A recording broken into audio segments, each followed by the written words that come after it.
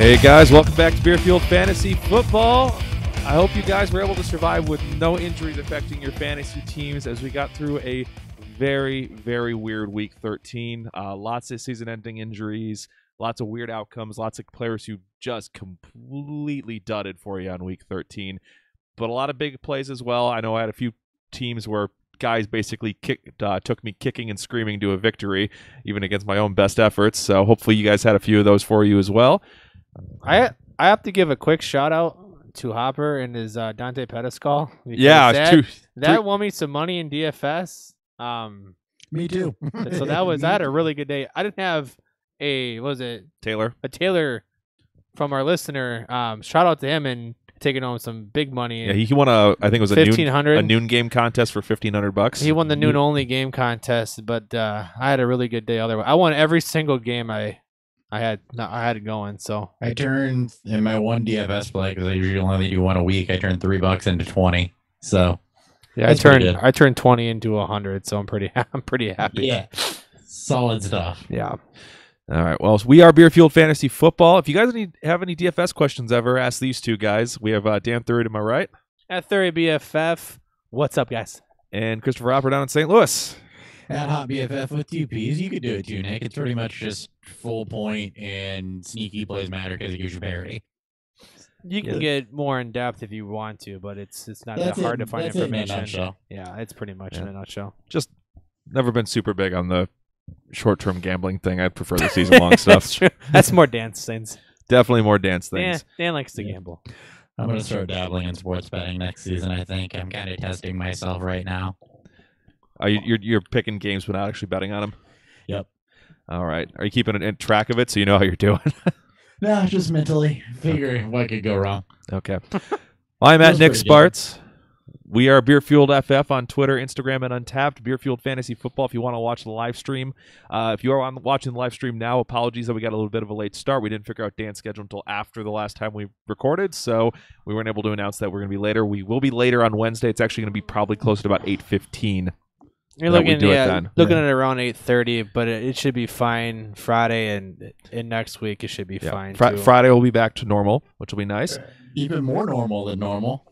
That's right. Yes, because we'll have Hopper back in the studio. I don't know if you want to announce that or not. I'll go ahead and announce it. I will be back in studio on Friday. I'm going home to do a Friendsgiving, see some people, visit some establishments. So I'll be in studio. So it'll be the first time in a while that we get to have that sort of energy. Yep. And before we get into the show, recap all the news, all the firings, all the injuries, everything that happened here in Week 13. Just a couple quick reminders for you guys. To help support the show, please like and comment on our YouTube videos. That helps drive traffic there. If you haven't done it yet, drop a review for us on iTunes. That boosts the podcast visibility there as well. Otherwise, you can also DM BeerFueledFF or email beerfueledfantasy@gmail.com if you have any interest in either mailing us beer from somewhere we can't get. We love having the variety on, and we appreciate those who have sent us beer already. Picking up merchandise like Dan's rocking right now in his shirt, or lastly, hitting up our Patreon and helping support the show that way.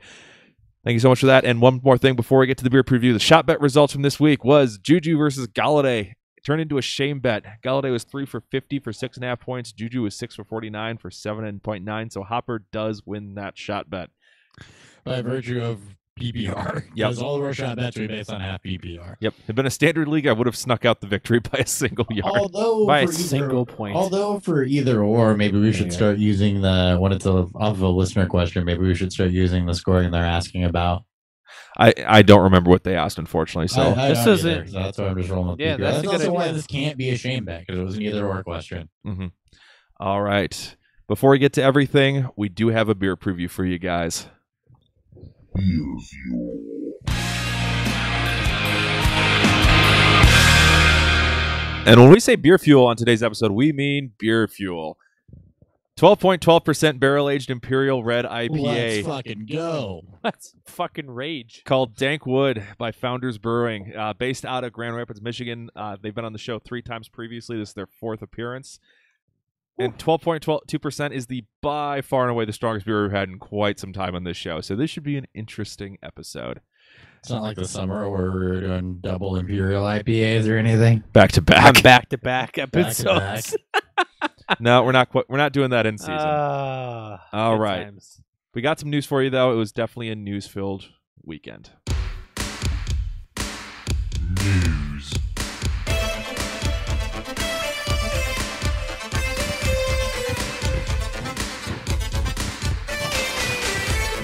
And something that I'm going to take credit for because I mentioned it right in the middle of the game. Packers were losing to Arizona, and I turned to Dan and said, "Do you think they'll fire Mike McCarthy if they lose?" And then, like 2 hours later, Mike McCarthy's fired. Because it's a great day to be alive. Mike McCarthy's at home crying. No, hold on. Actually, hold on, I disagree. I'm not happy about this. I'm not happy about it either because it means the Packers might not suck. I know. It's good for it. It's a good day for fantasy. It's a sad day for Other fans of the NFC North fans. But we'll see. Joe Philbin is taking over as the interim coach. Philbin is taking over as the interim coach for the last 3 games of the year. Former Dolphins head coach, the one with the sunglasses. Yep. Decent offensive coach. I think everything went to absolute shit under him when he was the head coach in Miami. He was Rodgers' ex QB coach for the Pack during the early teen years when he was really good and they were doing things.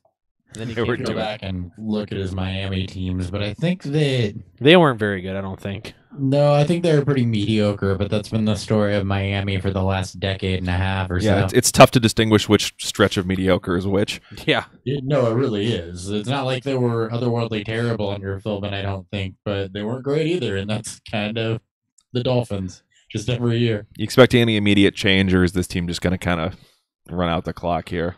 They're going to run out the clock. It's going to be. Oh, go ahead. No, I think that they're going to run out the clock. I think that the things you watch for with the Packers this year are just the development of the 3-letter abbreviated rookie wide receivers. I don't think Randall Cobb's there next year. And then whatever Aaron Jones does? Yeah, the usage of Aaron Jones. I think that's going to be the big takeaway. I mean, I was going to talk about this in the review is what is the usage between Jones and Williams for the next 3 games because that has some fantasy implications for a lot of people, how good Jones has been. Especially next week when they get a real easy matchup on paper. 2 weeks, I think.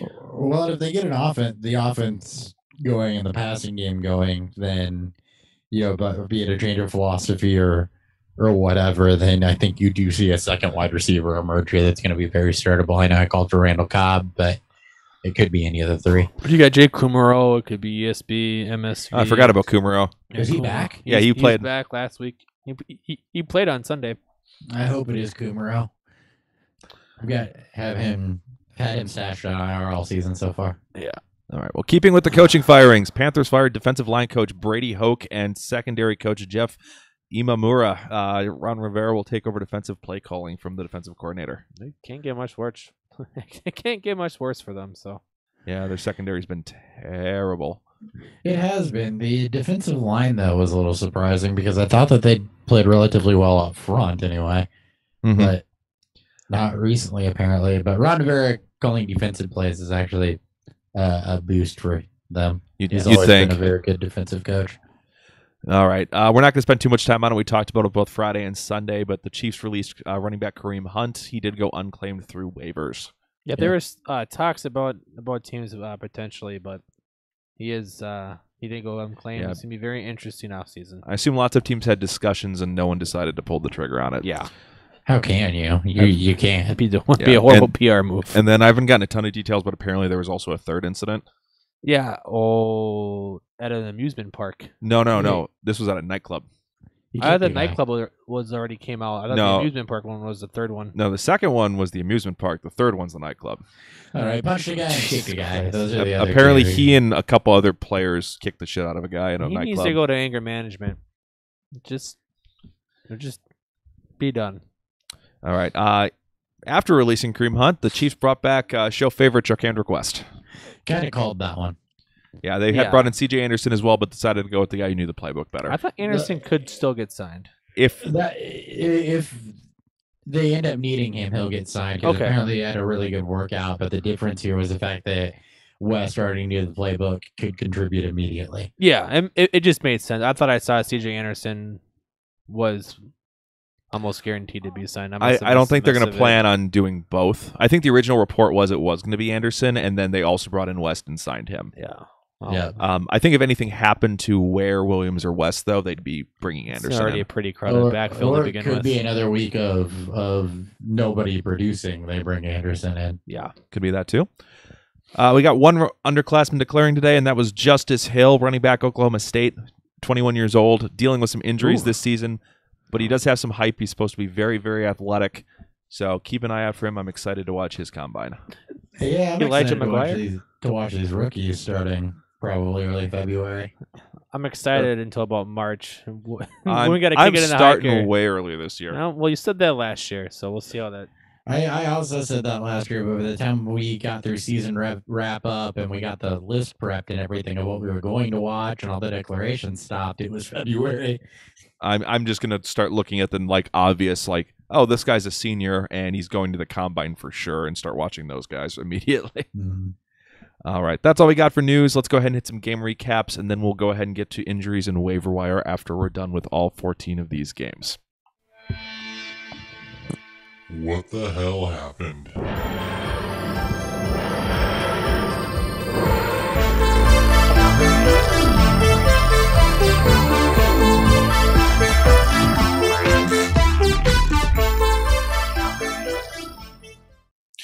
All right, up first is Giants beating the Bears 30-27 in overtime.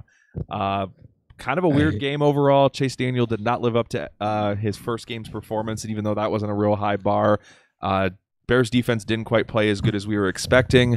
Any major takeaways from this game? Well, It's all Chase Daniel's fault. yeah, it was Mostly, not all. Mostly, it was just a sloppy No, day. all. It was just a sloppy day between Daniels and their center. Mostly Daniels, because there's a lot of fumbles, a lot of missed snaps. I think the pressure got to him, but it doesn't matter because Trubisky's back next week, and Daniels is going right back onto the bench where he should be.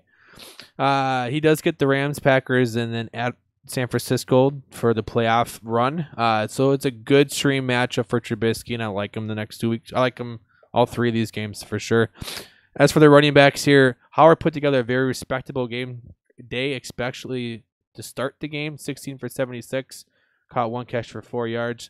But as the game kind of started to turn and the running game couldn't get it done effectively all the time, and after the Giants kind of started to take the lead, they shifted over to more Cohen usage, who put together an incredible day. Added 30 yards on the ground on 8 carries, threw a passing touchdown, because why the fuck not, and added 156 receiving yards on 12 catches. It was a great day for Cohen. It's a great day for the flex calls from both Hopper and I on this. Howard was Hopper's start of the week. With a plus matchup next week in terms of game script for Cohen, he should again be looked as a highly flex option against the Rams. The thing that Cohen gives you over guys like Theo Riddick, Jalen... I just hit myself in the face with my microphone. Over guys like Theo Riddick, Jalen Richard, some of the other pass-catching backs, is his upside is just off the chart. So the other guys are usually safe floor, not a ton of upside, but Tariq Cohen just gives you that big play ability. Yeah, he is. There's some boom busts to him, but he has, already decent floor. Insulated into his value on top of the boom that he can give you. As for Howard next week, game script could be out of his favor depending on if the Rams offense shows up and forces the Bears to throw. As for the receivers here, Robinson led the team with led all pass catchers with 9 targets. Gabriel had 7, which dominated all the wide receiver targets. Robinson put together a nice day though, 5 for 79, so gave you that floor, just missed a touchdown. Gabriel was pretty petulant with his 3 for 17. The volume base does become a little bit untrusted though with Trubisky coming back. In 2 of the 3 games, or in 2 of his last 3 games with Trubisky, he had just 5 targets total. One of them being a goose egg. But the last time out, he went 7 for 52, I believe, on 7 targets in that a game against the Vikings. So there is some little boom bust to him. Miller becomes a little bit more consistent, a little less volume consistent. Why I think he got 5 or 6 targets a game with Trubisky, but he at least has his upside with it. He did score a couple touchdowns those last 3 games with them. So if you're looking for an upside swing next week against the Rams, I like Anthony Miller as more the bigger play guy and what could be a high scoring game. As for Trey Burton and the tight end though, Tight ends though laid a goose egg on one target with Shaheen back and just kind of getting the red zone looks as he's again got last game on Sunday. I think Burton's really fallen off the map. It might be a little difficult to sit him just given another injury at tight end with Greg Olsen and the landscape of tight ends, but it's been a fucking nightmare to own him, especially these last few weeks. I'm in a situation where I'll be starting Dan Arnold over Trey Burton. He's got upside. At least he's getting looks in New Orleans. The defense though, it was a bit of a disappointment. It was a nice matchup for them. Forced one turnover, had 3 sacks, but they gave up 24 points and 338 total yards. So wasn't the day you were looking for. Anything else in the Bears? No. Giants. Manny was a hot mess. 170 yards, 1 touchdown, 1 interception. Regardless of matchup, though, he really isn't worth much in single QBs. And his fantasy playoffs really isn't great either. At Washington, then Tennessee, then at Indy. So, again, not really worth playing him in single QB redraft leagues. Barkley, though, was unbelievable, especially in this difficult matchup. He had 146 total yards and 27 touches. I believe he only had 3 targets, though, and 1 catch. It wasn't a big day from the passing wise, but it's just really good to see it in a difficult matchup that at least puts together a bunch of total yards if he didn't get the touchdown in them. So again, I'll start moving forward anyways. Beckham saw 9 targets, still got 3 of them for 35 yards and a touchdown. Also threw a touchdown to Russell Shepard to help pad his stats. Overall, not the best that you were looking for in terms of performance, but the touchdown and the touchdown pass really helped kind of seal that and protecting them from getting a dub. The other Shepard, though, of the Sterling kind, was a dud again. 4 for 28 on 6 targets. Over his past 3 games, 14 targets, 10 catches, 87 yards, no touchdowns. He is safely droppable in 12-team redraft leagues. Yeah, he got banged up in this one, but it still wasn't happening. It's been really disappointing this season. Yeah, he also should have caught the game winner, too, though. Yeah. Other than that run he went on when Ingram was hurt earlier in the season, it's not been good. And part of that's Saquon, honestly. Yeah, and just the fact that Manning isn't a decent quarterback anymore, and the offensive line can't give him time. But other than that, Red Ellison, speaking of tight ends, Red Ellison 4 for 42 on 7 targets. Ingram is expected back next week, so kind of ends his mini run, but he was somewhat, okay during that span. And then DSC, I think I called it. It was kind of a trap game, boom bust game for if you wanted to play the Giants defense. It would have worked for you though this week. 3 turnovers, 5 sacks, and a touchdown. They get Washington next week is in their last decent matchup. So Chase Daniels. Yeah. And that's it for that game and the Giants. All right, that was too much time on a pretty ugly game. Let's go ahead and jump on to it's important time, Nick. An even more ugly game. Jaguars beating the Colts 6-0. Hopper, make this one fast. Right, I feel like I should just stall now, just to spite you. But anyway, Cody Kessler, 18 of 24, 150 yards, no interceptions. My only note on that is maybe it wasn't Bortles. TJ Yeldon had some decent receiving floors. I predicted he was 7-8 for 49 yards. Is about standard for receiving backs against the Colts. Fournette will be back next week, so not a lot to make out of that. Hyde was pretty terrible. 36 yards, 13 carries. Moncrief was the best receiver, but was solidly meh. 3 receptions for 40 yards on 4 targets. Again, just something to keep an eye on, given Kessler's previous success with Terrell Pryor, but I'm not in love with that. No one else was really worth anything in this, though. The defense, 3 sacks, 1 pick against a tough Colts offense, who they completely, they shut them out. So good for the Jags defense, I guess. Mm-hmm. On to the Colts, because I got nothing else on the Jaguars. They're pretty meh. Speaking of meh, Andrew Luck gave you his worst game in forever. It's a throwaway for me. 33 completions on 52 attempts, just 248 yards and a pick. It's a tough matchup. Throw it out. Same thing for Marlon Mack. We kind of knew this was coming. I think we all cautioned against it. Just 33 total yards. Hines was 9 for 9 for 50 yards. Some very nice PPR upside and what turned into a negative game script. The problem with predicting Nyheim Hines, who should be on in all PPR leagues, is going to be predicting when the Colts go into a negative game script, because their offense is good enough to hang in anything. So just be wary of that. T.Y. Hilton cut it of his 77 yards. So it's a floor day against a good defense. And Eric Ebron was the brightest bright spot for this team. He had 16 targets, which is absolutely insane. Don't expect that week in and week out. 10 receptions, 81 yards, no touchdowns. Ebron's what worked against the Jags last week. I think the Colts are trying to go back to that well. Unfortunately, he did fumble and lose 9 rushing yards. Yeah. But he gave you a very good day again anyway, and you just continue to start him without Jack Doyle there.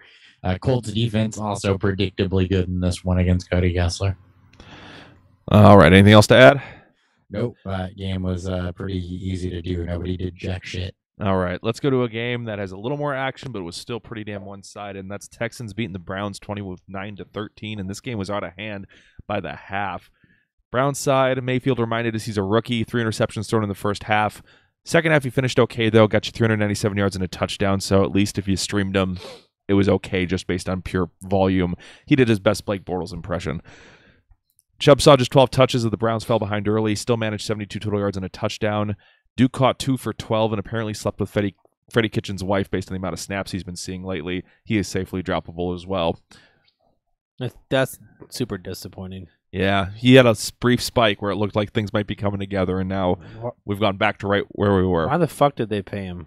I don't know. Either way. Landry finally had a good game, though. Caught 6 and 9 for 103 yards. He had some nice matchups down the stretch, so he can come back out of timeout.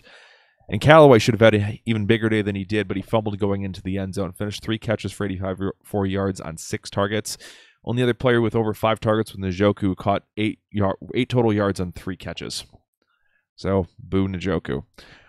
Defense got hamstrung by the offense, put them behind the proverbial 8 ball. They do have better opportunities ahead. They do get the Panthers at home, Broncos on the road, and they do finish at home against the Bengals, where you can possibly stream the Browns one more time.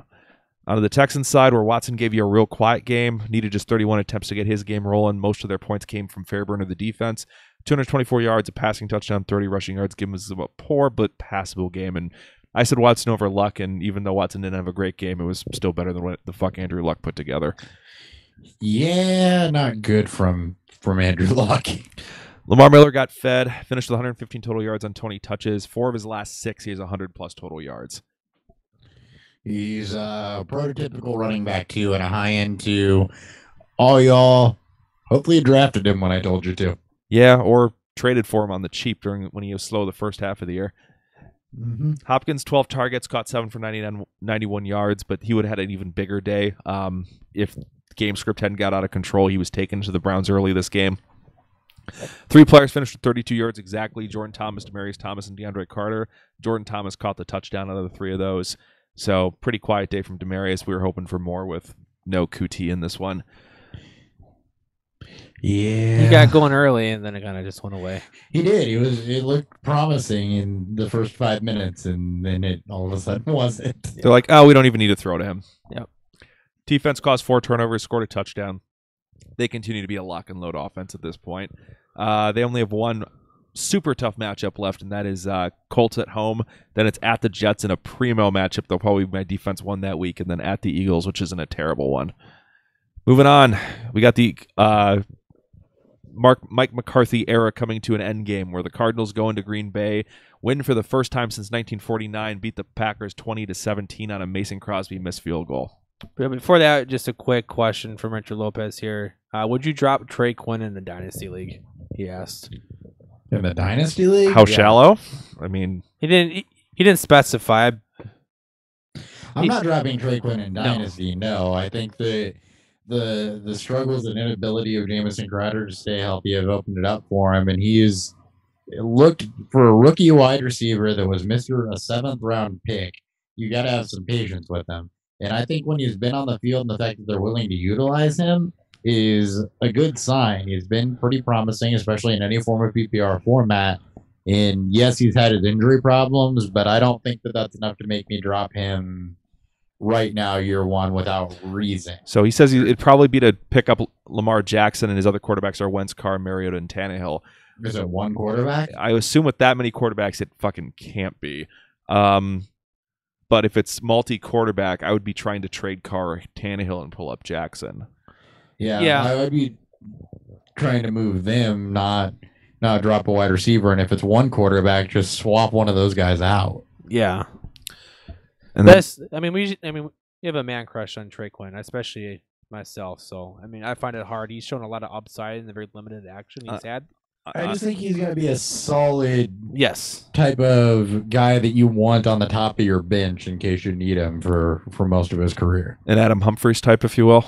Yeah, Yes. an Adam Humphries type. All right. But Jimmy wants to know, is Michael Thomas still in the elite conversation from a fantasy football point of view? I'd say yes. I don't think that's changed at all. It wasn't Michael Thomas's fault that Dallas completely shut them down. That entire offense did not perform. Every you single player. Sorry, go ahead. Yeah, you can't pin that on one person. Is Drew Brees still a good quarterback? Is Alvin Kamara still the dynasty running back 3? I mean, come on now, don't overreact. Is he? Kamara 3. Well, top 6. There you go. Yeah, I mean, in 3 I Dynasty, threw out there, but he's top still 6. You get what I'm saying. He's still very elite, and we've seen enough Teddy Bridgewater for posts that we would feel comfortable even putting him up there. Yeah, even if it's Bridgewater over Brees. When the switch happens. But anyways, Cardinals, Packers. Rosen was met in this game, 149 passing yards, 32 rushing yards, no touchdowns, no interceptions. Lions, Falcons, and Rams for his fantasy playoffs, regardless. So he's got his only values in 2 quarterback superflex leagues. Running back game, a decent matchup for David Johnson and another underwhelming game for him. But Chase fucking Edmonds stole 2 rushing touchdowns. Either way, though, finished with 21 touches for 72 yards. The biggest issue, though, they didn't use him in the passing game again. Yeah, I think he had 3 targets and 1 catch. Matchups are good going forward. For some reason, he gets Detroit, Atlanta, and the Rams for his next 3. But we've been saying he's not an RB1 anymore. Not in redraft and probably not in Dynasty at this point. But he's still an RB2 with decent upside because of the volume that he gets. We've seen his upside this season. He's Jordan Howard right now, I think, with a little bit more receiving upside, I guess. But yeah, that's fair. And more guaranteed volume. Yeah, he's Melvin Gordon of old. He's super inefficient right now, and he's just not getting. There's just and not, what it's the not hell there with for him. Chase Edmonds? Like, I guess he's worth an ad at this point, but what the hell? Probably not. If they're giving it to him on the goal line. I doubt that was intentional. David Johnson's a fantastic goal line back. It was probably just they were. He should have been worth an ad in Dynasty. Accidentally put him in. Yeah. Crap! That was the wrong player. I didn't mean to do that. This isn't Madden. All right. Moving on to receivers. Christian Kirk, third straight week, out targeting Fitz. He had 8 targets, Fitz is 6, but it doesn't matter because Christian Kirk's on IR. So they both finished with 3 catches. Kurt had 54 compared to Fitz's 48, but he got another touchdown, so he had better overall day. This is a 3rd straight game with a touchdown for Fitz, making it 4 total in his last 3 games. With those good matches coming down the stretch, and with no Christian Kirk, his ceiling is back up to low wide receiver 2, just given the limitations of the passing offense. But there should be more volume there because Chad Williams is still banged up, and Fitz really is the only pass catching work there. As for NASCAR, 3 targets, 1 catch. He is barely worth starting in 2 starting leagues at this point. Moving on to the Packers, Rodgers was a bit disappointing in what I thought would be what I just assume would be a better day because he tends to show up when he needs to. 31 of 50 for 233 yards, 1 touchdown, no interceptions, and 20 rushing yards on the ground. The matchup was difficult though, but I just expected. I thought it'd be a bigger day for him, but it didn't happen. Gets Atlanta, Chicago, and the Jets to end for his fantasy run. So weeks 14 and 16 are great matchups. Probably leaving him on the bench against the Bears though. And then as for the running game, again, Aaron Jones was criminally underutilized, and Jamal Williams was given far too many chances. Jones was able to salvage his day with a late touchdown though. He had 15 touches for 52 yards and that rushing touchdown. And again, as we mentioned earlier, I'll be interested to see how the running back touches are for the last 4 games of the season with Joel Philbin as the new coach. And again, just like Rodgers, he has 2 great matchups in weeks 14 and 16. Wide receivers, Adams again had just, I guess, a normal day for Adams. 8 for 93, 1 touchdown on 13 targets. Jimmy Graham saw 11 targets for 2nd team high, caught 8 of them for 50 yards. So much for the thumb being an issue for him. But the wide receiver 2 as a whole is a bit inconsistent. MVS has saw 7 targets. I think only caught 2 of them. ESB just had 1 target, put up a goose egg. And then Cobb was sprinkled in there as well. And then with Jake Krumero back, I don't know if there's a second Packer receiver I'm worth trusting here, though. And the DST was considered a top play, but failed to live up to the hype. No turnovers, no forced turnovers, and just 2 sacks allowed. So they're done, and that's it. All right, moving on. Next, we've got Dolphins at the Bills. Dolphins win this one 21-17. Hopper, this game ended up being more exciting than we were expecting. I think Josh Allen was actually your QB1 this week. Yeah, it was all rushing upside. What a start of the week, right? Oh, Jesus, right? Especially since the only reason I started him was because I was trying to get all J names. And no, I'm kidding. I did pick up on the Trubisky thing. But anyway, Ryan Tannehill was efficient in this one, weirdly. 3 touchdowns and just 24 attempts on 137 yards. Don't get used to that. It's just his second 3-touchdown game all year, although he has multiple 2-touchdown games. Not a ton of yardage, but he's looking like he's at least emergency villain level. Again, weirdly, I don't know how the Dolphins are 500. Kenyon Drake had just 7 attempts in this one, only 44 total yards, but he salvaged a touchdown. Gore gave you his first non-double-digit carry day in quite some time for just 31 scrimmage yards on 7 attempts. 101 receiving. Not a lot of offensive plays in this one for the Dolphins, though. As for the wide receivers, Parker and Stills both caught touchdowns on some otherwise mediocre stat lines. 7 and 6 targets each, respectively, and neither guy cleared 45 yards. So the touchdowns what bailed those out. If you were a glutton for punishment and decided to start either guy. And the DST picked Allen twice and recovered an Isaiah McKenzie fumble. So Dolphins defense was a good start against the Bills, as was probably expected. But really, for the amount of offensive plays they didn't run, they made the most of it. As for the Bills, as I said, Josh Allen was a nice 2 QB start. Actually, maybe the quarterback won. He made me look good. He went 18-33, 231 yards, 2 touchdowns, 2 picks, 135 rushing yards is the difference there, though. It's a very, very good fantasy day. Even if it was mediocre passing, he's finding ways to get it done. I don't know that don't expect this in 1 quarterback leagues at all, but 2 QB leagues is worth a hold. I was actually incorrect. He is the quarterback 3. I was going to say, I thought Mahomes and Wilson beat him by 0.1. Yeah. Still, I put this out there as a super flex 2 quarterback start. I thought he'd be like around the 13 or 14 probably, and he ends up as a 3. So I'm happy about it. He killed it. It's a rushing game. You're not going to have a quarterback run for 100 yards every week, though. Yeah, I should have started him over Luck and Rogers this week. 95 rushing yards? Yeah.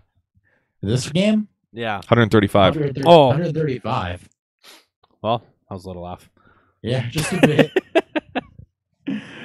Nick Start of the Week, LaShawn McCoy, he gave you 65 total yards, and if you listened to Nick and started him, you're probably okay with that. He was also 4 for 4 receiving, so he had some flex value. Well, probably not quite as high as Nick was anticipating, but overall, it was still a solid week. Yeah, I was hoping for more mid to low running back too. You're hoping for that touchdown to show up. It didn't kill anybody though. As for Zay Jones and the wide receivers here, he should be added, I think, as this team's most competent wide receiver. What are you laughing at? Colt McCoy's heading into the locker room. It's Mark Sanchez time. It's Mark Sanchez time. It's butt fumble season. All the AP all the time. Zay Jones, he should be added in most formats. He's the team's most competent wide receiver. He saw 9 targets, caught 4. Managed 2 touchdowns in this one. He's had touchdowns and over 50 total yards in 2 of his last 3 as he comes into his own. He's a guy to keep an eye on the rest of the season. He's a guy in some dynasty leagues that I'm probably going to go try and buy also before his price gets too high. He's kind of starting to trend the right direction and hopefully break out. And he was a guy that we really liked coming out of college. So just a little dynasty note there. Eye him rest of season. And if you're making late season dynasty trades, just throw in piece you may want to target if you're a rebuilding team. Yeah, and if anyone dropped him because of the very, very terrible rookie season and slow start to this year, like I said a few weeks ago, I hope you guys went and picked him up. Yep. There was no tight end love in this one, as for most things with the Bills this year, so nothing there. DST remains a solid but not spectacular play. So I like him next week against the Jets. I do too. I like Josh Allen again, I think. All right. Anything else, Dad? Nope, that's it for that game. All right. Moving on to the Buccaneers upsetting the Panthers, causing 2 defensive coaches to get fired, winning this one 24-17. Cam Newton throws 4 picks and then wears a ridiculous outfit out to the podium to say that he's taking it personally. Not surprised. Cam was Cam of old again, 300 passing yards and 33 rushing yards, but had 4 interceptions, as Nick just said. Compared to two touchdowns. He didn't kill you with the rushing yards and the touchdowns, but it was definitely not the upside swing that we thought it'd be against a very, very bad Buccaneers defense. He gets at Cleveland, Saints, and Falcons to finish up his fantasy season. Saints are better against quarterbacks as of recent, so that's not a good matchup anymore. But game script should be positive-wise in terms of throwing the football. And Cam, this is his first bad game of the season, so he's allowed to get one. So it's guys like Andrew Luck. So feel free to keep playing him as a mid to high QB1 play. CMC is it's playing like a top 3 back right now. 19 touches, 161 yards, and a receiving touchdown. This gives him 10 touchdowns over his past 6 games. 5th straight game with over 100 total yards, and 5th straight game with 5 or more catches. He is playing on another level right now. Curtis Samuel led the team with 11 targets, finishing 6 for 88 on them. DJ Moore had 8 targets, but didn't do too great with them. 4 for 44. Funches caught 1 of 3 targets, which was his lone touchdown. Ian Thomas stepped up after Greg Olson's injury, caught all 5 of his targets for 46 yards. Samuel should provide decent flex play value given the postseason schedule for the Panthers. And I still believe in DJ Moore as the wide receiver 1 in this offense. So he's got decent floor and ceiling because he gets consistent volume of targets. This is his 3rd straight game with 8 or more targets. This was just a bad game for him. Mm-hmm. Then defense, I said it before, this was a boom-bust play, and they get a boom-bust play again against the Browns next week, so start at your own risk. As for the Buccaneers, good day for Winston, 249 passing yards, 48 rushing yards, 2 touchdowns, no interceptions. Gets the Saints, Ravens, and Cowboys up next, so Ravens and Cowboys are on the road, so not very good, as they would say. Positive game script can make him okay against the Saints, but he is probably either droppable or right in the bench right now because these are not good. Adrian Peterson just went for a really long touchdown. 90 yards. 90 yards for AP. That might keep me going in the Tier 2 Scott Fishbowl, I'll tell you that much. Old school AP touchdown run. Love it. Nice. All because Mark Sanchez handed off the football. Mark Sanchez, quarterback 1 for his handoffs. Points per handoff. Points per Bonus handoff. for long touchdown run. Quarterback. I actually think that run just to give me a playoff spot too. Actually, I love it. Anyways, well, I made a mistake benching him in King of the Draft. Then Oh. I was debating between him and Duke Johnson, and I think it just chose secured very me a playoff poorly. spot in the top 2 league Nice, congrats. for the show. nice. All right, moving on to Peyton Barber. Saved his day by falling into the end zone, but overall wasn't very good. 16 for 45. But just like with Winston, you can probably drop Barber, and there's a little bit of caveat to those of you out there who want to kind of maybe get an edge on your fantasy opponents. With Winston and Barber coming off of decent games with terrible matchups moving forward, if you drop them, let somebody else pick them up because they see they had a good game against these good matchups could lend to them having bad weeks because they're going to probably start them, they're going to get comfortable with it, and then they're going to put up duds. So there is a little bit of strategy if you want to play that type of game. Just throwing that out there. Wide receivers here, Adam Humphries led the team with 9 targets, finished 7 for 61 and a touchdown on them. Tends to be a normal day for him as of recent because this is what he keeps doing, as he's become Winston's true safety net, which gives him which gives them decent value moving forward. Godwin, Evans, and Brady all had 6 targets. Godwin had the better day. He finished 5 for 101 and a touchdown on those 6. Evans was a bit disappointing again, 4 for 48 on his 6. And Brady was 3 for 36, a normal tight end day on his 6 targets. The matchups for Evans and Godwin, just like with Winston and Barber, are not very good. Might be difficult to sit Evans, but Godwin is likely droppable. The defense showed up, but that was, if he started him, I don't know why the fuck he did. 4 turnovers, 4 sacks on Cam. Yep. That's it. All right, moving on. Up next, we do go to Broncos beating the Bengals 24-10 in Cincy. Jeff Driscoll could not get that Bengals offense going. Philip Lindsay is proving that he may have been the best waiver wire pickup of the season as he's been blowing up in this stretch run here. Hopper, any major takeaways from this game?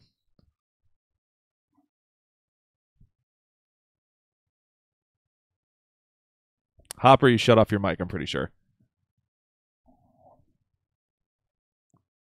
Do we lose a Hopper? You may have lost some. You there? There we go. We're here. Yeah, sorry. The USB cable fell out of the bottom when I plugged it back into the microphone. I didn't take it out, so I had to pull it from the laptop. Anyway, replay. Hey, Nick, can you leave me in again? Sure. Broncos win 24-10. Philip Lindsay blowing up here, probably the best waiver wire pickup of the year. Jeff Driscoll could not get the Bengals offense going. What are our major takeaways from this game? Philip Lindsay. That's the only reason you had me leave me in, is so I could do that again. Case Keenum, he didn't need to do much at all. 12-21, 151 yards and a touchdown. Very low volume game. Lindsay had another huge day, though. 19 touches, 157 yards, 2 touchdowns. Since week 7, he is outpacing James Conner, Nick Chubb, Joe Mixon, David Johnson, Mark Ingram. So he's been amazing, is the takeaway there. Royce Freeman did get 12 touches in this one. Went for 48 yards, which is a respectable 4 yards to carry, but Philip Lindsay's on a different planet right now. As for the wide receivers, Cortland Sutton was the guy in this one. 7 targets to him, 6 to Sanders. Sutton turned that into 85 and a touchdown. He's a wide receiver 36 since the Demaryius Thomas trade, making him week-to-week flex consideration. He got 3 of 5 games over 75 yards. Sanders, 4 balls, just 19 yards. And Dan start of the week, Matt Lacoste, 1 target. My B. That was a deep leak. That was a deep leak. It was a deep play. That's all I got on the Broncos. I'm not going to talk about the defense because they did what they should have done against Jeff Driscoll. Yeah, it was ugly. It They did was. lose Chris Harris, though, it looked like. Yep, he is going to be done until minimum week 17. Yep.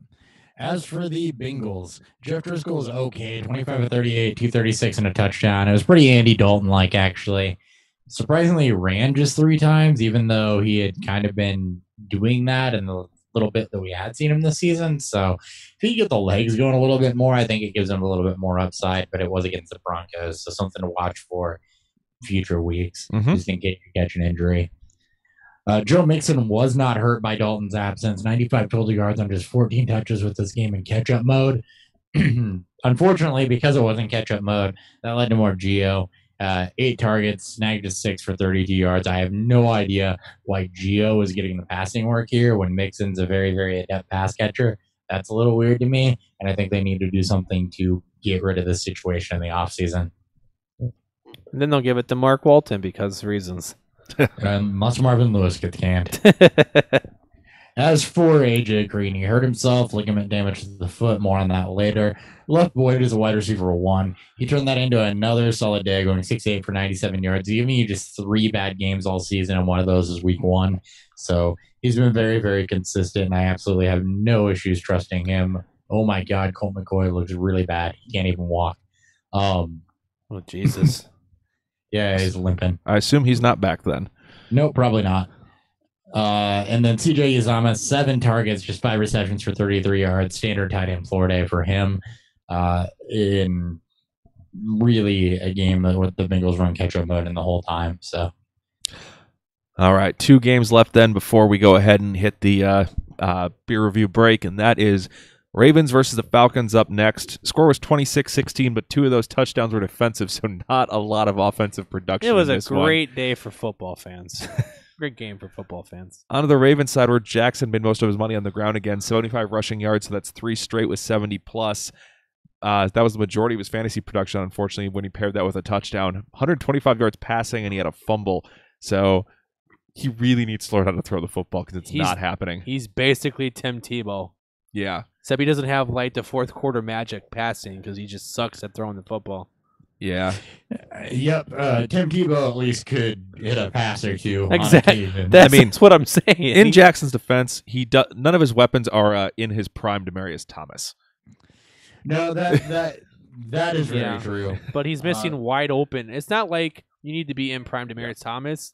Let's did not miss wide open receivers. Yeah, he had John Brown for an easy touchdown. Yeah, let's put it this way. For Lamar Jackson having sat most of the season, I would hope to see a little bit of progress from what I saw on his college tape, and it's not there. No, I've seen very little. And they're going to make a playoff run, I think, somehow, some way. And it's going to be very, very sad to watch them get destroyed in the playoffs. And I think they need to go back to Flacco, honestly, just not for any other reason than because he can throw the football. I know Jackson gives him a different dynamic as a runner, but you can't be one-dimensional. You're gonna probably see that a lot next week, which ruins both their fantasy value. It does. All right. Moving on to Gus Edwards. He continues to get fed, but he underperformed expectations, in my opinion. 82 yards on 21 carries. I was expecting way better against this Falcons defense. Honestly, I thought Dixon looked like the better back in limited work. 9 touches for 43 yards. And then Ty Montgomery continues to be a good option if you're in pure PPR league. 7 targets, caught 5 for 42 yards.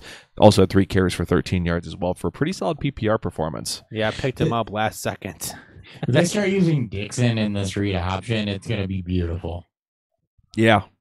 I think he's built for it better than Edwards is too. He's so He's significantly more shifty than Edwards is. I'm still a little concerned with if they're going to keep flirting with Flacco, then you're going to see less read option because of it. So yeah, a little concerned. I don't know. The thing with Gus Edwards is that he's been good, but I think it's been a product of Lamar Jackson that he's been good. I don't think it's been a product of Gus Edwards. No, it's not, because Agreed. He didn't look very good in preseason.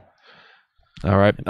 No wide receiver even hit the 40-yard mark in this game, to give you an idea of how the passing game went. John Brown gave you a goose egg. Everyone's droppable unless we get word Flacco's back, and he's going to be the 100% starter.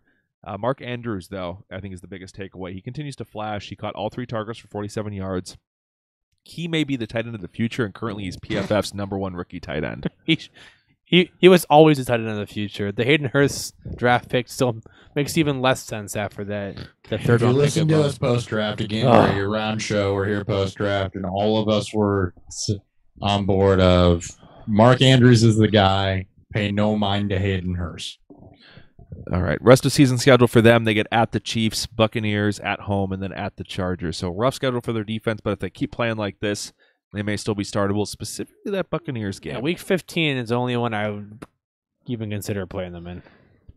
On to the Falcons, where we'll make this fast. This is the worst game of the season for the majority of the Falcons offense. Ryan leading the way in the Sucktown with 131 yards on 26 attempts, 1 touchdown and a fumble. Offense constantly failed to move the ball, and they had the ball for just 5 minutes in the second half. 5 minutes? 5. It was 24 minutes and I think like 40 seconds for the Ravens. Jesus and 5 minutes, Christ. 20 seconds for the Falcons. That's fucking terrible. It was absurd. Wow. I almost... Never mind, go ahead. Running backs combined for 33 yards on 15 total touches, so Coleman and Smith are only startable in plus matchups. They're firm benches and bad ones. Thankfully, they do have a couple nice matchups in weeks 14 and 15 that you might be able to start them. The best receiver was a tight end. It was Austin Hooper. Caught all 5 targets for 44 yards and a touchdown.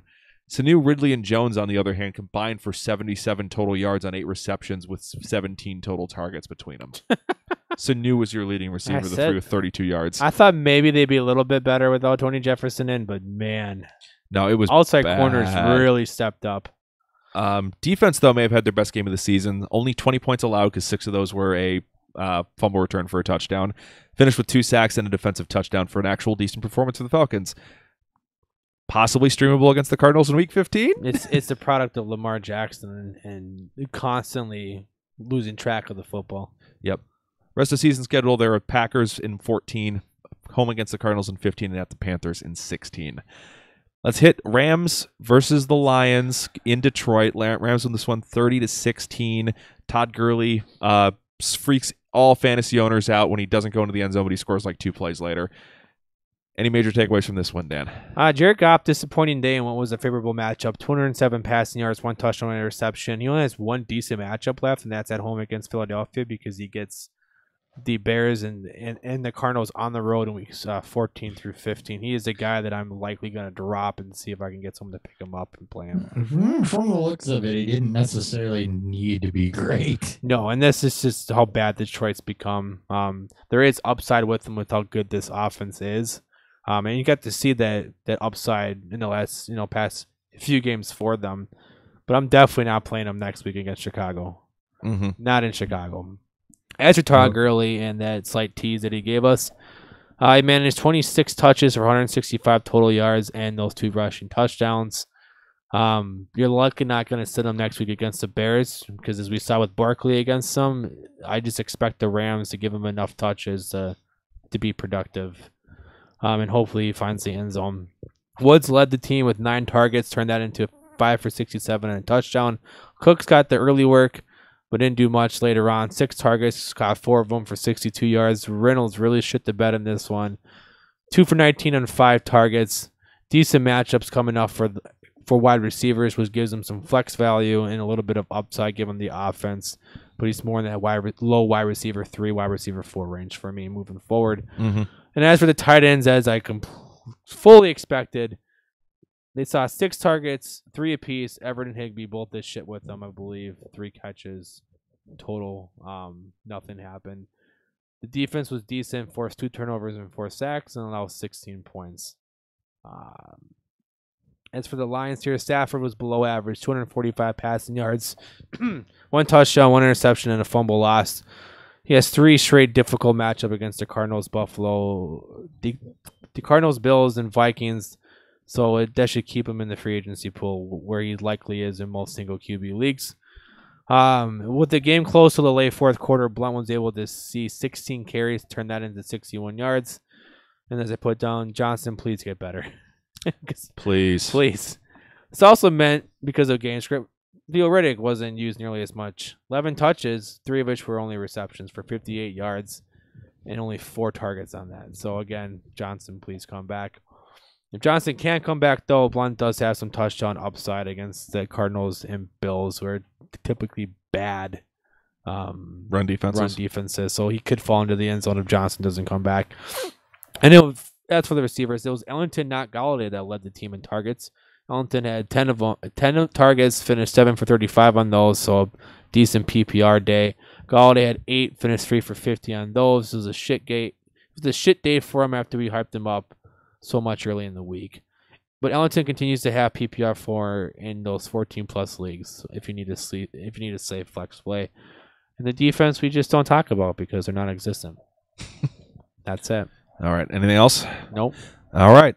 Before we get to the afternoon games, we have to let you know how the beer was on today's episode. It is strong. It is strong. Beer review. Real strong.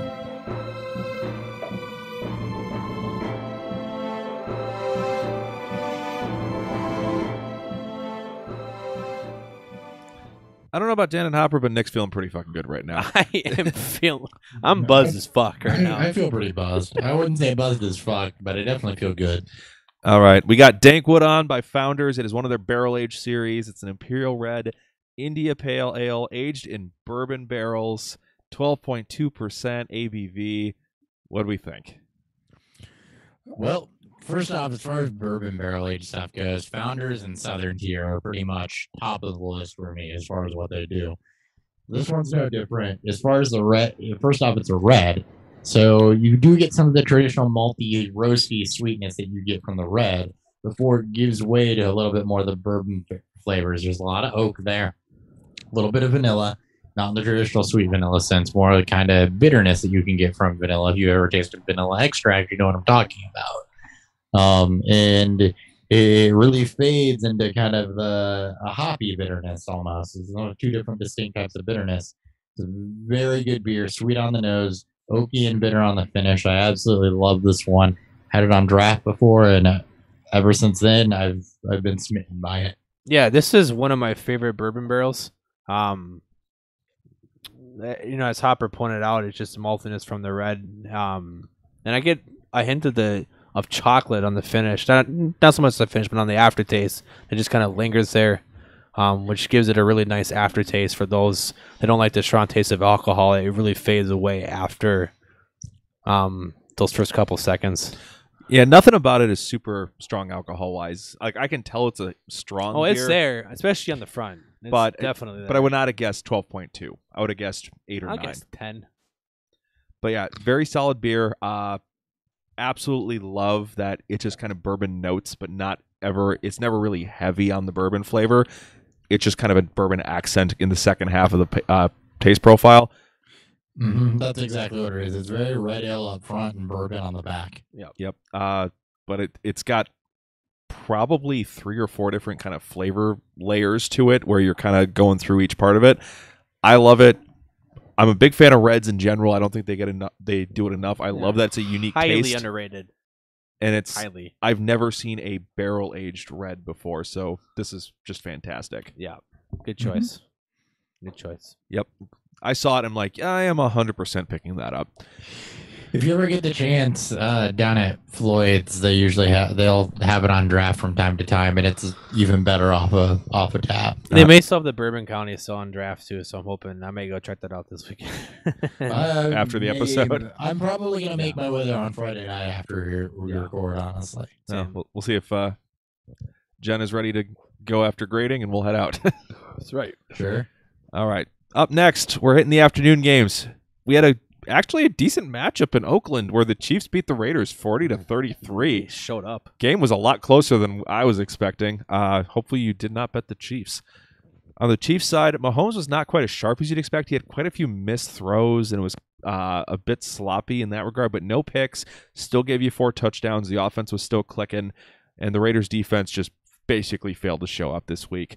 He continues to be a top 3 finisher week in and week out. He was your number 1 quarterback again this week. I was actually looking at 6-point passing touchdowns. It was closer and 4-point. The biggest news, though, is Ware was very disappointing. 3-point yards per carry against one of the worst rushing defenses in the NFL. And if he hadn't scored a touchdown, it would have been a total bust day. 52 yards on 15 touches. Damian Williams on the other side, 7 touches, gave you 45 yards. So I'm a little scared that this is going to turn into a full-blown committee.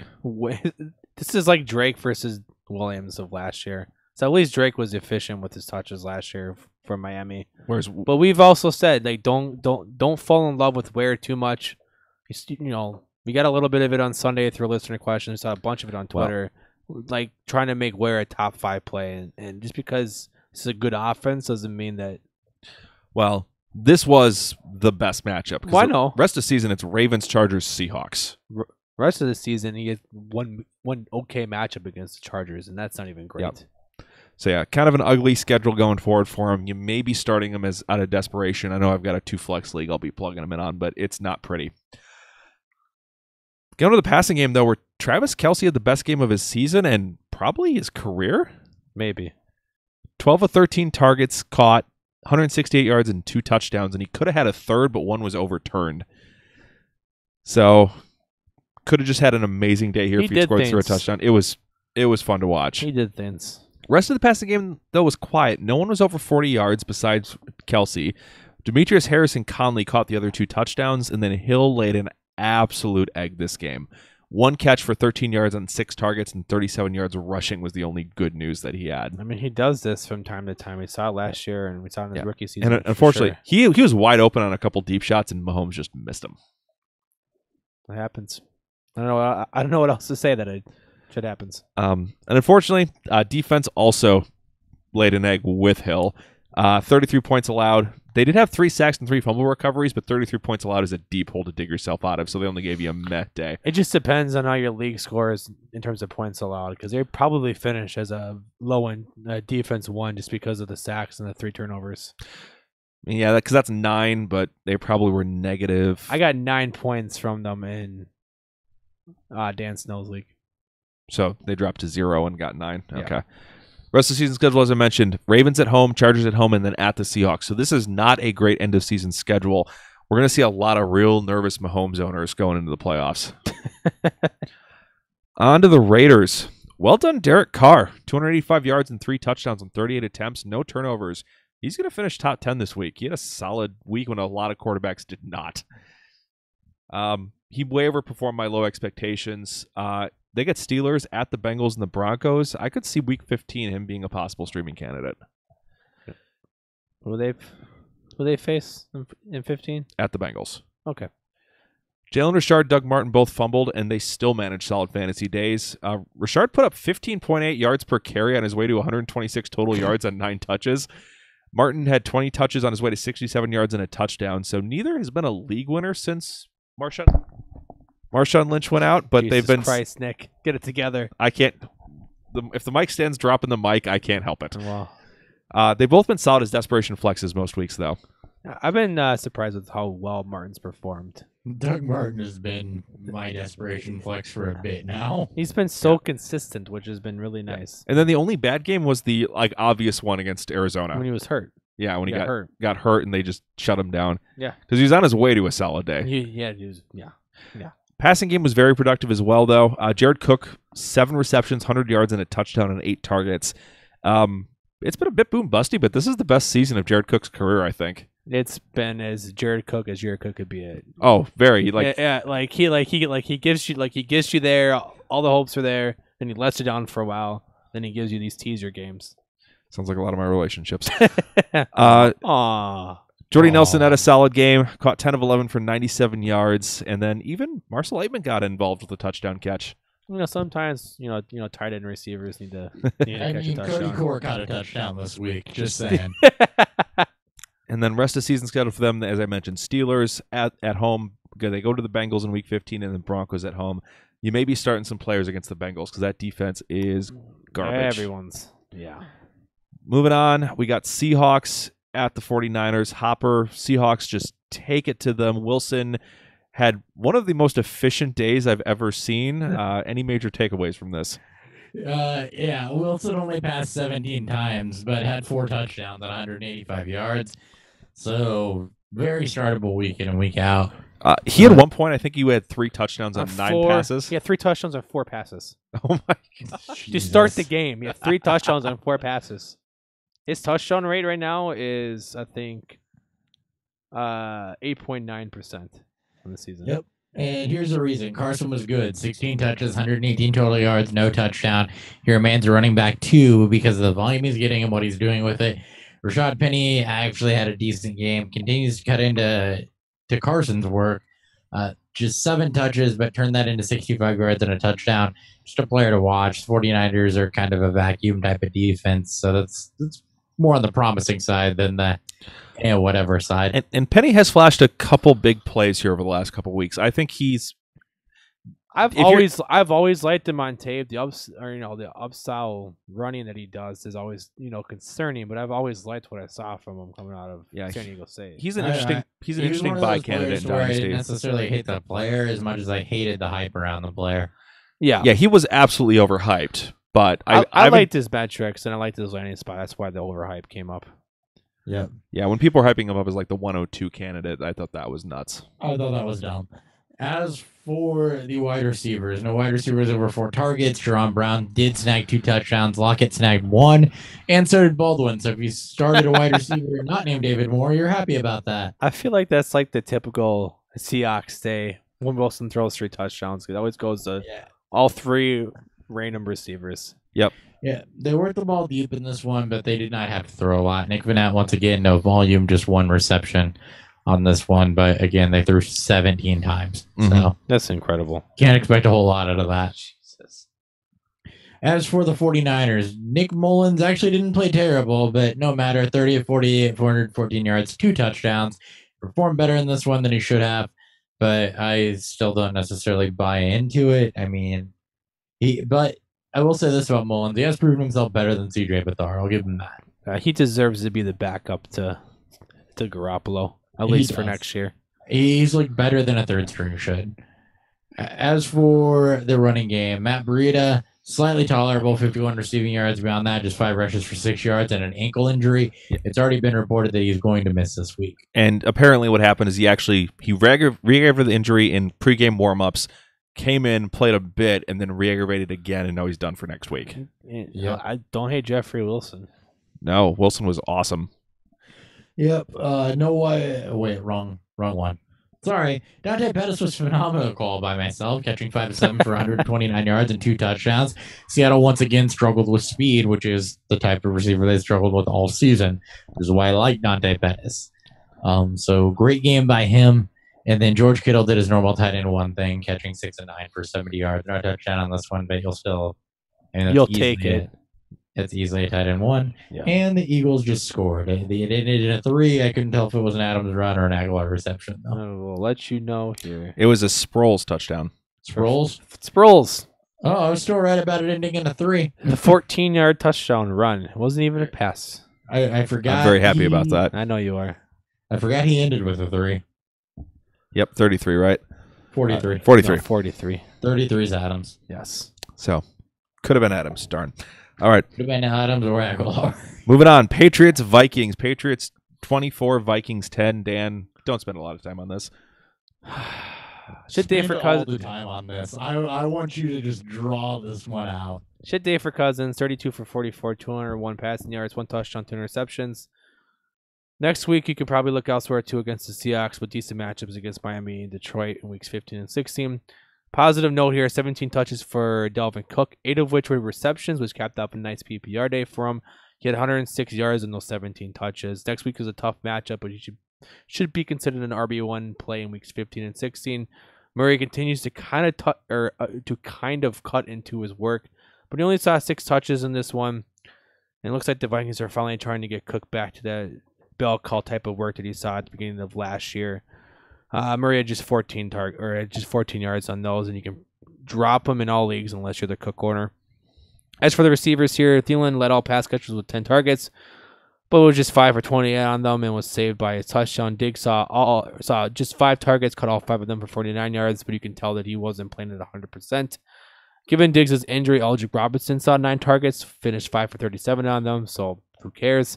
Rudolph was back to his disappointing ways, 3 for 38 on 3 target performance, which should have been a very good matchup for him. Diggs is fine when he's 100%, but with all the tight end injuries, it's going to be difficult to sit or to drop Rudolph, but he's been a nightmare to own this season. And if for some reason you played the defense, they did get you a pick, but had no sacks, and they allowed a bunch of points.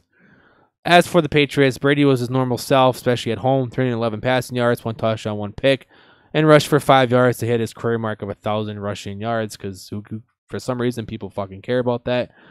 This also gives Brady just 4 touchdowns in the past 5 games. He gets a nice matchup against the Dolphins next week, but then sees Pittsburgh in week 15 and Buffalo in week 16.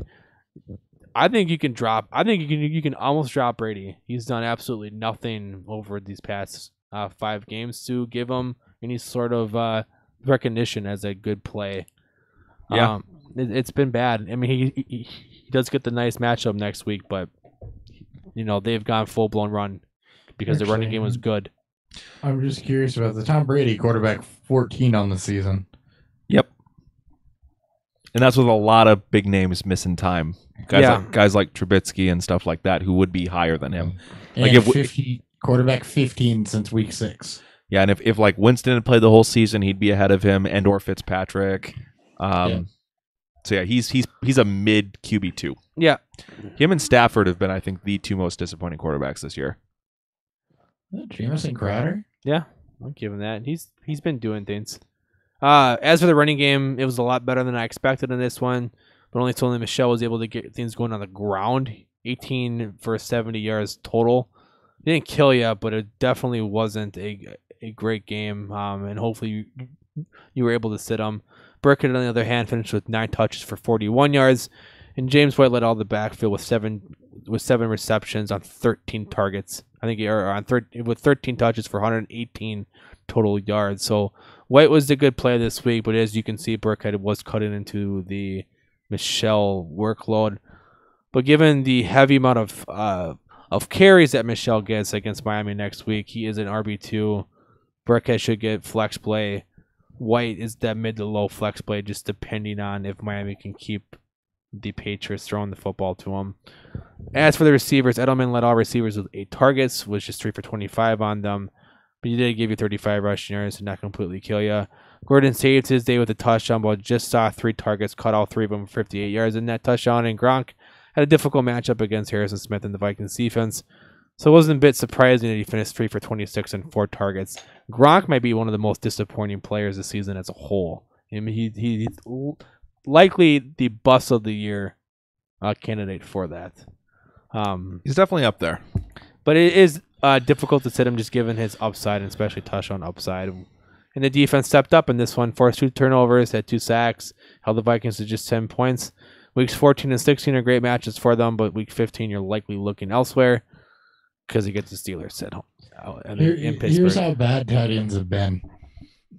Even with missing 3 games, Gronk is the tight end 13. Jesus. Not worth the draft capital, but just saying. Yeah, I know. He's actually tied for 12 with Vance McDonald. Yeah. That's how bad tight ends You are. can spend it. He's tied with Vance McDonald as that's a tight end 12. That's yeah. We just hope tight ends at some point can get it together. Hopefully this rookie class last year can help with that. And the upcoming one's supposed to be pretty good too. Yep. So we need tight infusion ends, of damn it. tight end talent. Come on now. More than just George Kittle. Let's go. Yep. All right. Anything else on that game? No. All right. Let's go to the comeback. Well, we have back-to-back comeback games here. Starting with the Titans and the Jets. Titans come back from a 16-point deficit to win 26-22. Starting with the Jets, Josh McCown was bad. Really, really bad. 128 yards passing and a pick on 30 attempts. They really need Sam Darnold back. And he's back next week. He should be back next week. They should have just started him this week even on the gimp foot. Yep. The only bright spot was Isaiah Crowell. 25 touches for 107 yards. Only thing that was missing was a touchdown to give him a top 12 finish here. So solid day for Isaiah Crowell. McGuire again had 6 carries, which is 4 straight games with 6 carries. A little weird. 1 catch to finish with just 15 yards. Trenton Cannon was actually better. And he might be better. Yeah, McGuire has been very disappointing. I'm sorry that we put him as a possible waiver pickup before. It has not worked out. Passing game, everybody was below 50 yards. Robbie Anderson was your leader, caught 4 of 7 targets for 48 yards. Herndon gave you a floor game, 31 yards on 2 catches. I was not recommending him for a reason. This was a tough matchup. Yep. Did have 6 targets, though, so I do expect he bounces back when he's got some easier matchups coming forward here. No one else did anything worth noting. I think Enunwa had, 9 yards. Curse gave you his goose egg. It was bad. It was a Jets day. Defense did manage a pick 6 and 2 sacks, gave up 26 points. So if you, for some reason, started the Jets in like a 2-defense league, you did okay. And then Jason Myers, of note, 5 field goals, 19 points, and a normal kicker scoring. So if you randomly started Jason Myers, congratulations. He's like been the kicker one this year, I think. He's top 3 or 4, I think. Kickers. Him and Fairburn have just been awesome. Yep. Rest of the season schedule at the Bills, Texans at home, and then they they get the Packers at home in week 16. My mic is not staying in. Get it together, Nick. Come on now. On to the Titans, where Mariota started super sloppy in this one, but got rolling late in the comeback with 2 second-half touchdowns, finished for 282 yards, 2 touchdowns, and a pick on 35 attempts. Also led the team in rushing with 43 yards. Wow. Running game was not great. Derrick Henry led the team in running back touches with 12 to 8, finished with 45 yards to Lewis's 34, and he also found the end zone. So Henry gave you a solid flex low running back 2-day. Lewis disappointed in a really, really nice matchup. He's been bad for a couple weeks now. Yeah, I've been kind of wrong about him. Taywan Taylor out of nowhere leads the team in receiving yards with 104 on 3 receptions. Probably not reliable, but definitely something to keep an eye on. Davis had the most targets with 7, caught 3 for 42 yards and a touchdown. 3 scores in his last 4 games. It's his first ever back-to-back touchdown streak. Tajay Sharp was also heavily involved, caught 3 of 6 for 51 yards. So there are some pass catchers doing some things here in Tennessee to keep an eye on. Jonnu Smith was quiet for 2 for 29 on 3 targets. Tight end Anthony Fisker outproduced him, caught 3 of 3 targets for 42 yards and a touchdown. So I'm a little confused about that. I love his scissors. His scissors? Somebody gets it. Or Firkser, I'm sorry, not Fisker. Not Fisker. Well, never mind then. Defense underwhelmed expectations, though. 2 sacks, just 1 turnover. The only good note was they held the Jets to just 16 points. For the rest of the season, though, still pretty juicy matchups all the way down. Jaguars at the Giants and the Redskins to finish it up, who may be starting Mark Sanchez. Oh, let that help. He looks all right now. Sanchez? Yeah, I mean, he got blown up on one of these short arm to Michael Floyd, but He's 6 of 9, 62 yards. It's not terrible. All right. he's all right. Hopper, close us out of the games here so we can move on to injuries, waivers, and cuts. Chargers win this one 33-30. They were also down 16 points in the second half and made the comeback. Fantastic game for Phillip Rivers in the second half. It was a tale of two halves for this one. Major takeaways from this one, Hopper. Phillip Rivers gave you kind of a standard day, 2 for 99 yards, 2 touchdowns, no picks. Austin Eckler was not good. He carried 13 times for 21 yards in this one, catching just 5 of his 8 targets for 22 yards for a total of 43 yards. The story here in the guided target, I think, in this one is one of my rookie man crushes, a guy that I hyped up a lot in the offseason. I know, Dan, you were on board with this also. Nick, I think you might have gotten on board late, but Justin Jackson. Yeah, 8 carries, 7 of which I believe were in the second half. Turned those into 63 yards and a touchdown, caught a pass for 19 yards.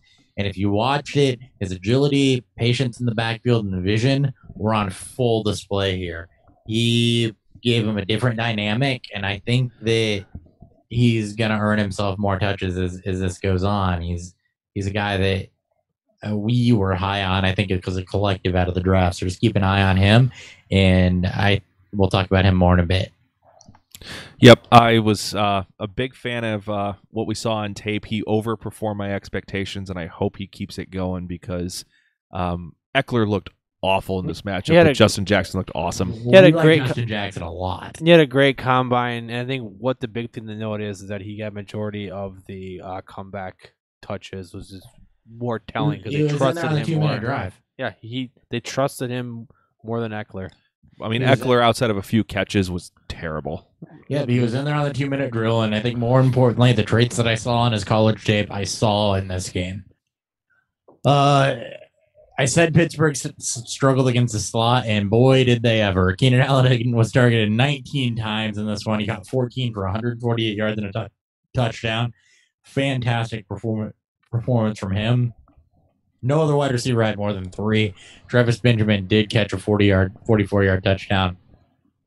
1 tight end target in total.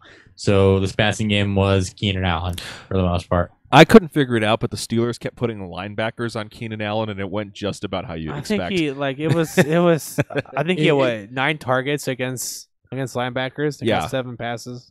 It's the way that they schemed him, though, and it didn't make any sense, but that's what you see when you go back and look at their entire season. If you just put it in front of you, slot receivers jump out as the guys that are performing, and well, that's why. Yeah. As for the Steelers, home bin looked like home bin in the first half and road bin in the second half. 29 of 45, 281, 2 touchdowns as he was bested by Phillip Rivers in this one, something we did not necessarily see coming. Nope. James Conner had 2 early touchdowns. He totaled 74 yards before leaving injured. That's not believed to be serious. Jalen Samuels had 25 total yards on 5 touches, 2 of those screen passes, 1 of which he scored on. So not Jalen Samuels creating. Shout out offensive line. And Jada Samuels. It wasn't a bad play. He's still, we'll get more to him later. It wasn't, but they were screens, just saying. Antonio Brown was a wide receiver of choice here. He sank 10 of 13 for 154 and a touchdown. Juju basically gave you his floor, 6 of 9 for 49 yards. It's not bad necessarily for a guy that didn't perform up to expectations, but still not what you're used to from him. He had a drop or two too. It was not a great game for Juju. It's a tough matchup for them too. It was. And everybody has a couple of bad games this season. Juju's a wide receiver too. You're going to get these on every now and again. Yep. As for Vance McDonald, targeted 7 times. Just managed the tight end floor day, though, of right around 30 yards. He had 28 on 4 receptions. And that is all for this game. All right. We're going to move on to injuries that occurred in Week 13. First up, a guy that you should probably drop anyway in 1 quarterback leagues, but Matthew Stafford apparently tweaked his ankle late in the game. It's expected to be okay, but keep an eye on injury reports if you're in 2 QB leagues. Yep. He'll play, but quite honestly, I don't know that anybody's been starting Matt Stafford. In 1 QB, no. In 2 QB, they might have. Yeah. For running backs, Matt Breida ankle. He's out at least 1 game.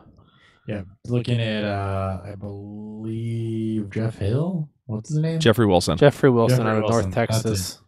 Jeffrey Wilson. I watched his tape. I remember watching his tape too, and I wasn't necessarily 100% impressed, but it's next man up, and he's apparently over at Morris. Yep. Yeah, and he looked pretty good against a good run defense. Yep. Yes, he did. James Conner, leg contusion. Not sure how long this will be. Apparently he was limping to his meetings today. Yeah, and I mean, there's probably some swelling and stuff going on, but with contusions, those tend to heal faster than, sprains or strains or whatever. So he could be good, but just keep an eye on it. Remember, with the shoulder contusion that kept Trubisky out the last 2 weeks, so just depends on the severity, Yep. Just, if you're a Connor owner, pick up Samuels if you can, just in case. just in case. Malcolm Brown shoulder, which normally I wouldn't address this, but with all the handcuff issues we've seen here, this would mean if it's serious, John fucking Kelly. John Kelly would be the handcuff, not Malcolm Brown if he's going to be out. Yep, and that's a notable there, right there. That's all that needs to be said on it. Yep. For wide receivers, AJ Green re-aggravated his foot, tore tendons in his toes. He's going to get surgery in the next couple days. He is done for the year. Yeah, I mean, the Bengals were done for the year also. One thing I will note about this is it is not broken like Greg Olsen or Sammy Watkins, so I don't expect this one to linger as a foot injury. No, it's a muscle tendon issue, not a not bone. Which bones are the one place when they're in the foot. That's the one place where it can get a little tricky. Yeah, with but those bones. in most But other it's places not. in the body, you'd rather have a bone injury than a muscle ligament injury. But in the foot, I'd much rather have a tendon or a muscle issue. Yep. Yeah, so I don't have concerns about AJ Green going forward. Tyler Boyd's going to be a fine fill-in for the rest of the season. As for the wide receiver, too, you're going to get some mixture of John Ross and Cody Cord, Alex Erickson. Alex Erickson. Erickson. I don't like it anyway. Out of the Tate. Uzama, Gio, they'll lean heavier on Mixon as well. And then Christian Kirk ends his rookie season, foot IR done for the year. I like the upside. Moving He had some forward. flashes. He showed us that he could do it. So we'll see what they do with Fitz in the offseason. But nobody's holding Kirk in a position where they're starting him every week. It'd be a real deep league if you are. 16 teams. He was always in flex consideration. Or like a for 3 me. wide receiver double flex type league. Yeah. But yeah, you're not Rarely. not in normal Not size in leagues. normal size leagues for the normal owners. And then and keeping foots all the way down, Greg Olsen re-aggravated his foot issue, broke a bone in it. He is done for the year. He might He retire. tore his plantar fascia. Yeah. Oh, that's the ligament in between the bones? Yep. Okay. So he is done for the year. Yeah. And maybe forever. Which makes He's me not sad. not ready to address his long-term future yet, but he was on the verge of retirement last season. So Ian Thomas, if you're in Dynasty League, you go grab him. Yep. He shouldn't be available, but if he is. Mm-hmm. All right. 2 tight end leagues moving forward. All right, let's talk some waiver ads. Quarterback, Josh Allen. Runs almost as much or even more than Jackson, and he's a significantly better passer. He That's runs- why we had him above Jackson in the rookie rankings. He runs slightly less, but at least the passing upside's better. Man, when he takes, he doesn't, he does very few designed runs, but when he Yeah. takes off, he takes it off They're- for chunk gains. Yep. No, he's Blake Bortles. It seemed like every time I looked up, it was like, oh, he's going off for another 25 yards. And the reason he can do that is because of the arm talent. Yep. People aren't afraid of Lamar Jackson throwing the football on them. Josh Allen can actually do that. So it's not always accurate, but he's got the arm to do it, and that's the difference right there. Yep, and they do have some decent matchups down the stretch, starting with the Jets next week. Yep. Running backs, Jeff Wilson. Yep. Yeah. We just talked about You're him. for sure going to get at least one start out of him. It's not a terrible matchup. You'll roll it out. Ty Montgomery, Kenneth Dixon, so basically the other running backs in Baltimore. Give me Ty Mont over Dixon because I think he's safer. He has a role either way. He has a role no matter who the quarterback is. Dixon probably needs Edwards' ankle to be a bigger issue. He retweaked it, but it's not expected to be serious. Yep. And that could be the other reason why Edwards didn't perform up to expectations, by the way, as he was not 100%. Jalen Samuels, if anything's up with Connor. This one's important because he also has a tight end tag. That's Yahoo specifically. Okay, it's just well, still for our Yahoo listeners. And I don't know why, because he hasn't really played a lot of snaps. Tight end, he was just kind of drafted as one. Yeah, that's pretty much. And they've just I can see them changing it. They've but never taken it off. They will never remove a tag in season from what I've seen. They'll only add. So Okay. he probably won't keep it in Dynasty. I expect next year he's just a running back, but currently he's got both. He does have upside if Connor doesn't play, because we've seen from Pittsburgh they tend to lean on just one running back. Yeah. Well, I would expect with Samuels, he had his most touch season ever in college was 72. I'm just saying. So I would expect Ridley That's to the see only a lot time of I'm work going to too. ever throw any The hype other to thing- Samuel's way. The other thing to remember about Samuels also, from what we saw on his tape, is he's a much better receiver than he is a runner. Yep. So I would expect upside there. I would expect Ridley in deeper leagues is also a decent pickup too. Justin Jackson, aforementioned, looked better than Eckler. He's much better between the tackles, looks better as a pure runner. I think they probably try to move Jackson into the Gordon role if Gordon misses this next week. Yeah, that's the only reason he's not higher on this list for me when I added him in was because there's a potential that Gordon's back this week. But if you're the Gordon owner specifically, and I am in a couple places, Justin Jackson's what you want to go grab. Yep. All right. Damian Williams, Jarkandrick West. Spencer Ware underperformed expectations, and those two could get part of a committee in a high-powered offense. Yep. Yeah. And then John Kelly, if this Malcolm Brown injury ends up being serious, he'd be the Gurley handcuff. Yeah, he just dropped Brown for Gurley if you're the Gurley owner. If Drop we don't Brown know how for- serious, we know he Kelly. we know he had an injury. I don't know how serious it is yet. Yeah. Right. Moving on to wide receivers, Adam Humphries is still not 50% owned. How? He's like the wide receiver 10. Because Last it's not like a sexy 5 name, but weeks. he just continues to get it done. Ugh. Dante Pettis, because we don't know when Goodwin is going to be back. Yep, and that's the difference. They're pretty interchangeable, and it'll be an interesting offseason because as much as I love Marquise Goodwin, he has dealt with injuries, and Dante Pettis has shown he can handle that role. More of a dynasty note there, though. For redraft, it's just Pettis if Goodwin's not there. Yep. Curtis Samuel. He's getting more of a role. I think Funches is now moving even further He's down the somehow, pecking order. some way turning into Taylor Gabriel. Honestly, a more dynamic Taylor Gabriel, too. Yep. He's just a better Taylor Austin right now. Way better than Tavon Austin ever was. Taylor Gabriel. Austin was a pick 10 in the first round, so yes. And this is strictly a due diligence call out just because he just had 13 freaking targets. Jordy Nelson. Someone's got to do it. Brendan LaFell rule. Yep, Brandon LaFell rule. Because Rest in we lost peace. Brandon LaFell, so it's got to be somebody else. The Jordy Nelson rule. They're not changing the rule name, though. I know. We're not. For tight ends, Ian Thomas. He actually put up about 50 yards after. 5 for 5 or 48 yards. He looked great on his college tape. He's going to get another chance. Super athletic. And for defenses, a couple shout outs. We've mentioned the Titans a bunch, but they get the Cody Kessler-led Jaguars at home next week. Yep. And then the Giants at the Redskins, possibly starting Mark Sanchez. Yes, all day. For some cuts, guys that are not expected to play the rest of the season, Kareem Hunt, That hurts. Alex Collins, Yes. Christian Kirk, Greg Olson, and then if you were holding the Packers defense against the Cardinals where they massively underperformed, they get the Falcons next week, so don't need that anymore. To all those people, we say this to you. Except to figure out where cuts are. Wow, you failed at this. Weekly cuts.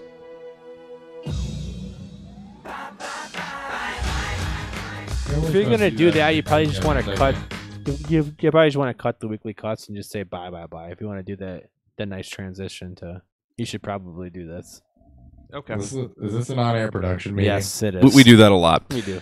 We're not do. professionals. Welcome to Beerfield Fantasy Football. If you're a first-time listener, we do on-air production meetings. We don't actually have production meetings. We bullshit for about 5 minutes before each show, and none of it's productive talk at all.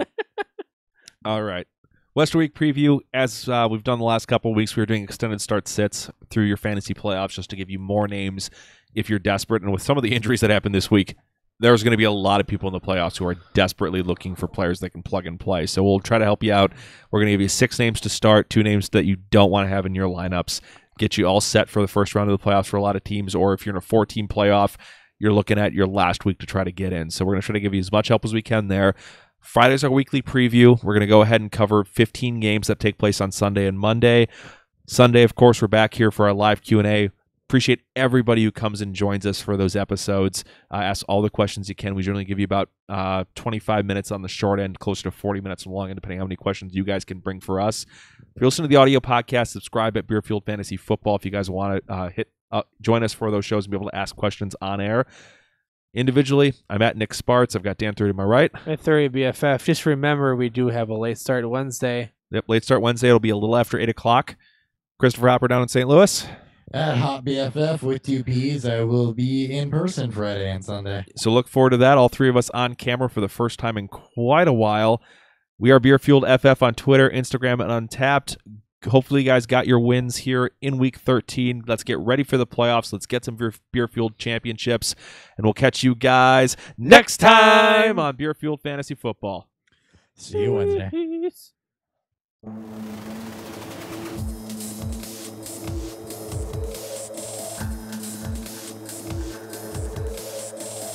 Country road.